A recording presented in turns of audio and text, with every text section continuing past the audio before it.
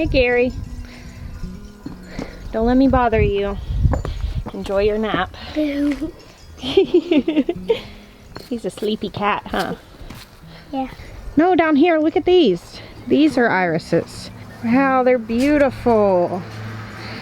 I just pulled this tray off the top shelf because some of my plants up there are starting to struggle with the amount of light that they're getting, which is just kind of a problem I have with this glass greenhouse. As you can see, the plants down here on the second row look amazing. They look perfect. But up there, they're just having a little bit harder of a time. Thankfully, with planting starting this week, I'll have more space soon. The other thing is that I am now going to start hardening off these plants. And how I'm gonna do that is I'm actually going to basically bring trays in here and shop my own greenhouses, which means I'll go through and pick out the plants that I want, put them in trays, so I kind of have an idea of what all I'm keeping and what I'm getting rid of, and I start hardening those off. And what that looks like is just setting these trays out here on the porch in the direct sunlight. You start out for like an hour in the evenings and you work up 2 hours the next day, 3 hours the next day, and basically give your plants a little bit more time outside every day. If you put them directly from a controlled environment like a greenhouse, especially if you move them directly from grow lights to outside, they can shock and die. They can get sunburns and you can kill your plants. My greenhouse is glass, and so it doesn't really filter the sunlight a whole lot. In some cases I think it might even magnify it, but I've had it fully vented with the door open for days, including at night. So my plants are already somewhat hardened off, but I am gonna still go through the process of moving them out every day. Quit, silly. You want to go burn the holes in my landscape fabric? Yes, as soon as I'm done posing as Ragnarok, weed destroyer. I've come for your weeds. What do you think, Ben? Silly dad. Hey, chickens. Girl, what are you doing out here? Several of you are out here. Ethel, what are you doing, girl? You coming? Coming.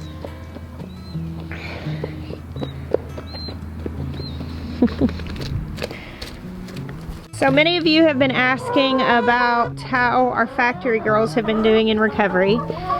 And here they are. Hi. I feel like they're already looking a lot better. They're still missing feathers, but they're starting to grow back in. I feel like they've gained weight. They filled out some.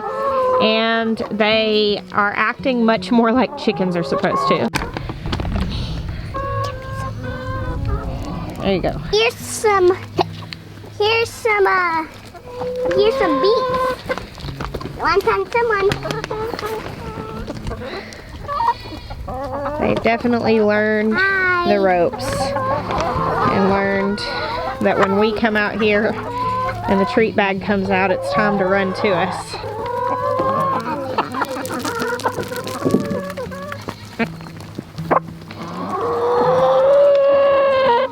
Several people asked after we got these chickens that came from a factory if they were worth getting, because like, would you get any eggs out of them?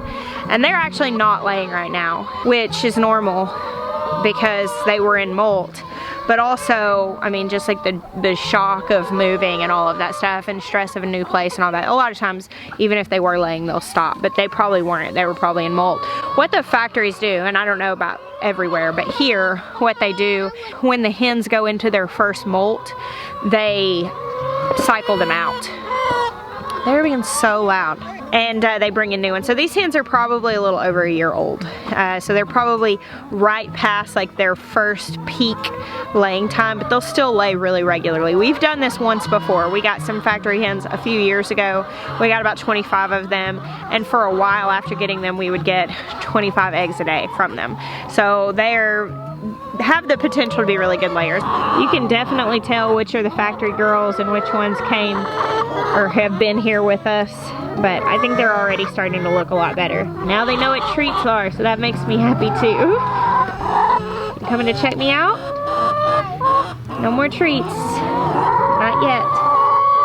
Right now, our focus is gardening stuff. We are doing all the projects to get our growing spaces planted and in, because we are now in that window where we can do that. We're past the risk of frost for the most part. I feel pretty confident that it's not gonna happen. We're past what is estimated as our last frost date, and the 10-day forecast looks clear. So we should be fine on all of that, hopefully. And we have a lot to do for those projects. Getting the raised garden, bed garden all squared away and amended, and all the trellises back up. Oh my goodness, do y'all hear the chorus of animals screaming for their dinner? They see us out here and they're singing the song of their people, like, feed me. That's where our focus is those gardens, because we want to get the most out of our gardens. So getting them planted in that window means we're gonna be harvesting sooner, and we want that. We definitely want to get the most out of our gardens. However, our chickens are also coming next week, so there's going to be some demand. That's gonna be the thing that we have to address, getting them all set up, like building brooders and all of that. And then after all that, there are some other things that are kind of on the to-do list, one of which is taking this fence down so that these chickens can actually free range out here in the area with the male animals. Before, that was all trees and we didn't have animals over there, we didn't have fences, and so we would never let our chickens over there. That's why we have a fence around their coop, because they would have gotten killed. A goat or an alpaca is a large animal, and so it is a deterrent in a sense. Like hawks don't typically attack as much in an area where there are going to be larger animals like that, because I guess from where they are, they don't know what that is. I don't know, it could be a dog or whatever. And so now we feel pretty good about allowing our chickens to free range out there. They'll keep the bugs down. It will make for richer eggs because they will have more space to get nutrients. And overall, we just think it's gonna be better to be able to do that. But first we have to amend the gardens, build brooders, put up a greenhouse, you know, all that stuff. No big. So back here is our newest gardening space. I guess that's not true, considering that we're also putting in a cottage garden. You have so many gardening spaces, you don't know what's what. What's new, what's old. This is my newest vegetable gardening space. And down here is where I planted all of those potatoes. Seen a few little sprouts poking through on the potatoes. Not a whole lot yet is making it up through the straw, but we're gonna continue heaping straw up on these as they grow. And here I've got 3 45, was it 45 feet? About 40 feet. So I've got 3 40-foot rows. They were shorter when we started. We ended up extending them because we made them too wide. So 3 40-foot rows. They are, as you can see, kind of mound shaped, which this is sort of just experimental for me. I'm not doing them mound shaped for any profound reason. Really, it was just that we made them. They were too wide. We moved some soil down. They were kind of mounded to get this fabric on top. And I think the mound will give it depth. And so basically what we're gonna do is plant down both sides of this. I have no reason to believe that that wouldn't work out just fine. Now we did run irrigation tubing, drip tape underneath this, so we'll be able to just water this from under the fabric.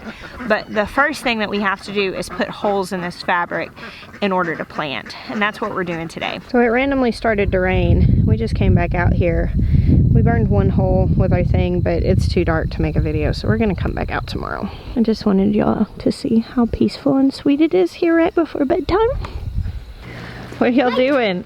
My daughter umbrella is gigantic. It can actually fit 3 people. Lovely morning we're having. As you can see, it's still raining. Basically what we normally do in situations like this, where it's just like drizzly spring showers, is we just work anyway. We just don't make video of it. But Maya was gonna come out and start putting the holes in that fabric, and I wanted to be able to show that to you guys, so I have an umbrella. Alright, so we're gonna start burning holes on this bed closest to the fence. This is where I'm gonna be planting okra. So basically the holes are gonna be 2 feet apart. We'll show you what we're doing. We're gonna stagger them. And then these other 2 beds are going to be primarily for squash, both summer and winter, and probably some melons. And so the holes here are gonna be 3 feet apart. So by using the torch, it burns the edges. It makes it a lot faster. You can obviously do that without crawling on your hands and knees. And so we're just putting holes about this size down the length of these beds so that we can plant in them. Now, if we plant anything that ends up with like a really large stalk and needs more space, we can always like cut these wider. But since this is a weed inhibitor, we don't want to make massive holes because then that gives the weeds an opportunity to grow up through the holes. Maya's using a piece of scrap pipe that he cut as a spacer.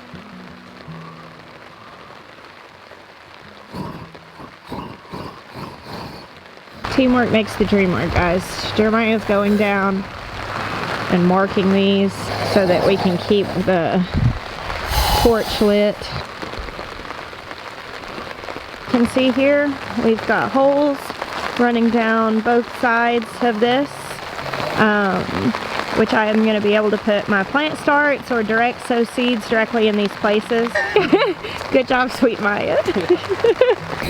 I've got the Energizer been charging, so all I gotta do is run the netting and then plug. So you think it would be best to go ahead and put the electric fence up before we plant it? I'll probably do it after you plant. I'll probably let you plant and then run so I don't bump it? Yeah. Yeah, I definitely don't want you bumping it. Or your hair will go back to what it was last summer. Alright, back in the warm, dry house. I've never shot a video in the rain before, I don't think. Not that I can remember. I remember it like starting to rain a couple of times and like getting into the pavilion and finishing a video in there, but I've never stood in the rain with an umbrella and shot a video before. But this morning, Maya was like, well, I think I'm gonna go ahead and go out there and burn the holes in that fabric so you can plant this afternoon. And I was like, but it's raining. And he's like, yeah, it's fine, it's not raining hard. And he and Ben Turn both, they would rather work in a light rain than work in the hot sun. And so that's when they do a lot of like the labor intensive stuff, like whenever it comes to like moving soil and doing stuff like that, a lot of times they'll go out and do it when it's raining lightly. I usually have enough stuff in the house to do that I can just wait till it's not raining to do my outside jobs. I just wanted to be able to show you guys that. So if you are using this landscaping fabric, we got that stuff from the Bootstrap Farmer. And we used something similar in the past. It wasn't that same kind. I don't think that the quality was quite as high what we used in the past. However, we made the mistake last time of cutting holes that were just far too big to plant in, and the weeds just grew up really ferociously through those holes. And so we were wanting to make sure that we made smaller holes in it this time. The other thing was cutting it last time, it frayed really bad and it was just kind of a pain in the butt. This was kind of the aha thing, and several of you actually left comments telling me, hey, just burn holes in it with a torch. And that was such an aha thing, and I mean already it makes me like that product so much more, and it makes it so much more feasible. So thank you for your feedback. I did go and search YouTube videos, and there were a lot of people that were doing some form of burning holes. And what a lot of people did was they actually developed like a template that had the holes in it. And I really saw that a lot where people were using that fabric to grow things that were smaller, like lettuces and stuff, where they were, you know, planting things 6 inches apart and they're putting a whole lot of holes in it. And they would just lay the template down and blow the fire through the holes, and it would melt it away where the holes exposed the fabric. I didn't really feel like we needed to go through the trouble of making a template because we were just placing holes every 2 and 3 feet. And we really just wanted them the same size as what the end of the torch was anyway. So it just worked out for us to be able to mark them and go put the holes in individually. Which means now this afternoon, whenever it's no longer raining, I can get out there and plant in that area. Maya is going to be putting electric fence up around that garden. I don't know how bad the it's pests. When it's the garden, it's predators. It's animals. It's rabbits we're talking about. They're not predators. But I don't know how bad the pest issues will be for the garden back there. I've never grown a garden back there. Now, in our front garden, we have the fence around it. We also have raised beds, so obviously we don't deal with rabbits and stuff like that in raised beds. With the back garden being more exposed, it's closer to the woods. We have 1,000 acres of woods behind us, so there's definitely a lot of wildlife out there. I don't know really that it's going to be that safe. So that's why we decided to go ahead and opt for an electric fence. We got some Gallagher electric fence netting, and we have an Energizer back there already set up. In the past, I've taken like a really lax approach to pretty much anything regarding the garden. I've always been like, well, we'll just see, you know, and if a problem arises, I just address it then. But we are being a little more preemptive this year, just simply because I think that it's wise. I don't anticipate food shortages with the current crisis that's going on to the level that people will be starving. I don't think that that is what we're looking at. However, just common sense, I don't think that you can shut down large parts of the food producing countries, shut down borders, send workers home. Right now there's just a massive upheaval in India, obviously China. There are a lot of places that we actually get a lot of our food. A lot of our food is imported from places like India and China, South America, Mexico, and then in the United States from California. And so I think that it would be maybe a little overly optimistic to hope that that won't have any effect on our supply line as far as like the fresh stuff goes.